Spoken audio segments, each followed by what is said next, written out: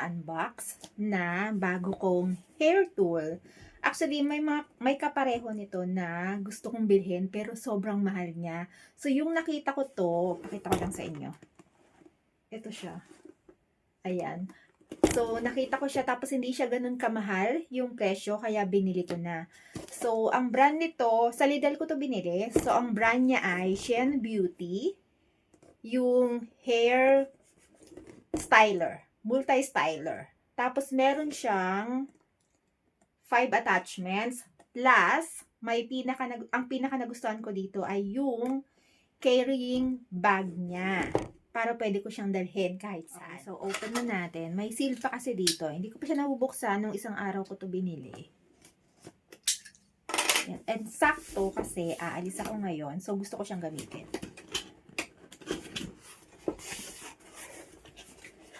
Okay. Ayan. Ayan siya. And then, ito yung manual. So, sa manual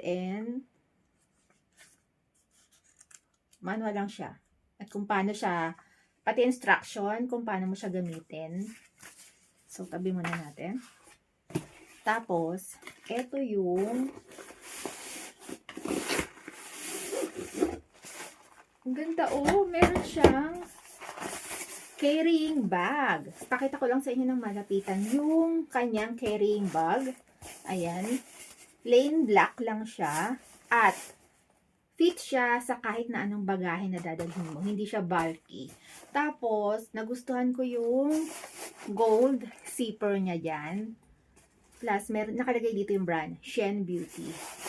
Tapos, ito yung laman. Okay, so unahin natin itong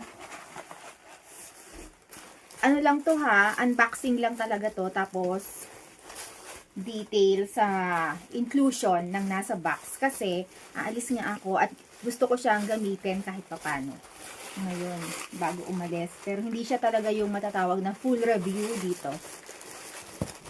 Wait lang, di ko kasi makuha. Okay. Okay, so ito yung pinaka handle niya. Oy. Naiikot ba? Okay. Naiikot to. So, ibig sabihin tapos, yung cord niya ay, check natin kung mahaba. Kasi importante sa akin na mahaba yung cord. Kasi, just in case na ganito, nakaupo ako na mag-aayos ng aking buhok, easy lang. Okay. So, mahaba yung cord. So, yung plug niya ganyan. So, mahaba yung cord at naiikot dito. So, safe siya na hindi masira yung cord. Tapos, ito ba natatanggal? Okay. So, natatanggal. Ito yung filter. Yan.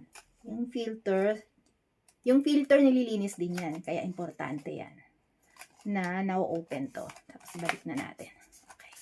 So, naiikot.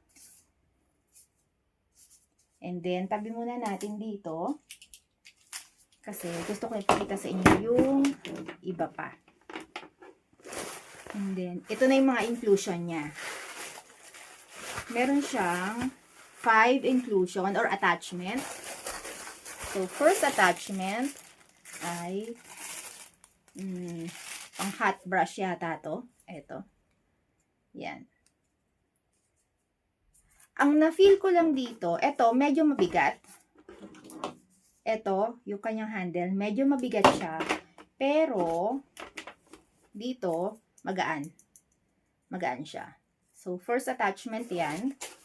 And then, second attachment.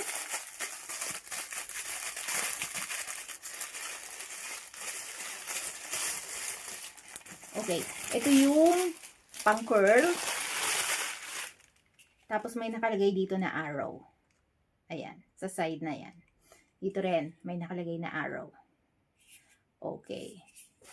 And then, third attachment.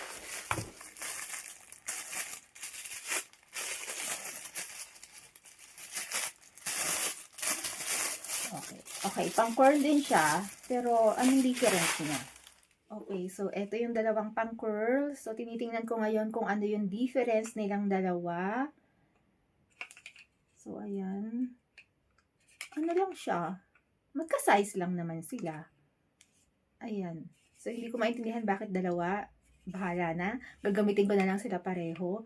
And, magaan din siya. Hindi tulad nung handle na medyo mabigat. So, etong mga attachment, etong tatlong attachment na una kong pinakita sa inyo, magaan. So, next naman ay,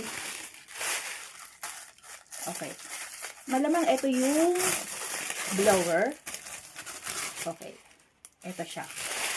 Pang blower na to. So, habang pinapakita ko sa inyo ito, siguro naman alam nyo na kung ano yung brand na tinutukoy ko na kahawig niya na sobrang mahal. So, hindi ko na babanggitin yung name. Pero, dito sa handle, mabigat siya. So, kahit papano, merong premium na pakiramdam. Pero dito sa mga attachment, sobrang gaan niya. Wala akong nafe-feel na premium na pakiramdam sa kanya. So, anyway, kahit na mura ko siyang nabili, kung ito ay mag-work sa buhok ko, panalo na ako doon. Kahit pa mura yung pagkakabili ko sa kanya. So, continue tayo. Ito yung fourth attachment. And then, ito na yung last. I think ito yung brush. Okay. So, ito siya. Ito na yung last attachment. Okay, so mabilisang pagpapakita ulit ng inclusion dun sa carrying bag. So first, ito ay yung kanyang manual and instruction, and then handle, and then ito yung 5 attachment, and then the carrying bag.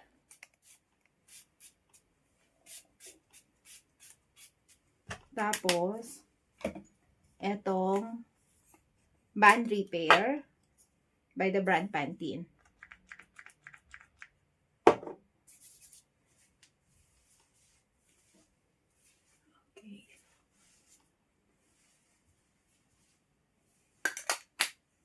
Okay. So, ayan na siya. Okay na. So, importante kasi sa akin na nakapaglagay ng hair care product bago gumamit ng ganitong hair tool. Kasi yung para to protect my hair. So, tuloy natin.